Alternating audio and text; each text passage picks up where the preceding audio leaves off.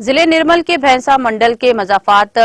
وارلپاڈو پینڈپلی گرام پنچایت میں آج ریاست تلنگانہ کی تشکیل کے 10 سال مکمل ہونے کے باعث ریاست بھر میں منائے جانے والے 21 روزہ سرکاری تقاریب کے تحت آج جشن یوم تالاب فیسٹیول کے پیش نظر تالاب کنٹا پر ثقافتی پروگرام جوش و خروش کے ساتھ منایا گیا، جس میں مہمان خصوصی کی حیثیت سے مقامی سرپنچ راجنا، سینئر BRS قائد رام کمار، نوڈل آفیسر سورہا پرکاش نے شرکت کی، جبکہ پینڈپلی گرام پنچایت میں مقامی سرپنچ راجندر، نوڈل آفیسر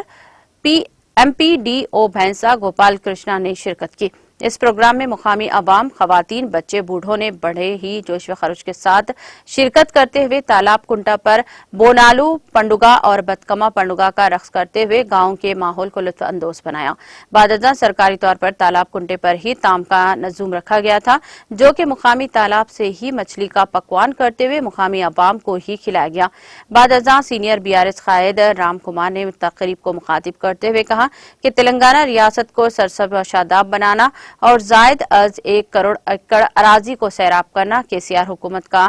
قابل فراموش کارنامہ ہے۔